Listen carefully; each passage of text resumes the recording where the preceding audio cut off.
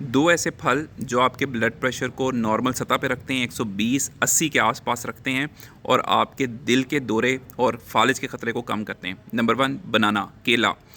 केले के अंदर पोटाशियम की बहुत अच्छी मकदार होती है। पोटाशियम वही केमिकल है जो दिल की धड़कन को कंट्रोल करता है, ब्लड प्रेशर को नॉर्मल रखता है और सोडियम की मकदार जो है उसको बैलेंस करता है, क्योंकि सोडियम जो है ये आपका ब्लड प्रेशर तेज़ करता है। तो केले के अंदर जो पोटाशियम है वो सोडियम को की मकदार को नॉर्मल रखेगा और आपके ब्लड प्रेशर को बढ़ने से रोकेगा, आपका कोलेस्ट्रॉल लेवल भी ठीक रखेगा और आपका ब्लड प्रेशर बढ़ने से रोकेगा और दिल की रफ्तार ठीक रखेगा। नंबर 2 मौसमी, किन्नो या माल्टा।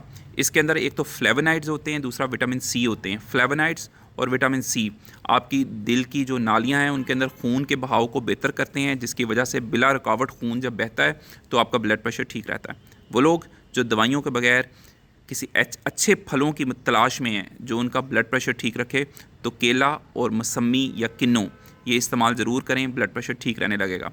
अगर ये मैसेज अच्छा लगा है तो कमेंट्स में यस लिखें, चैनल को सब्सक्राइब करें। Thank you.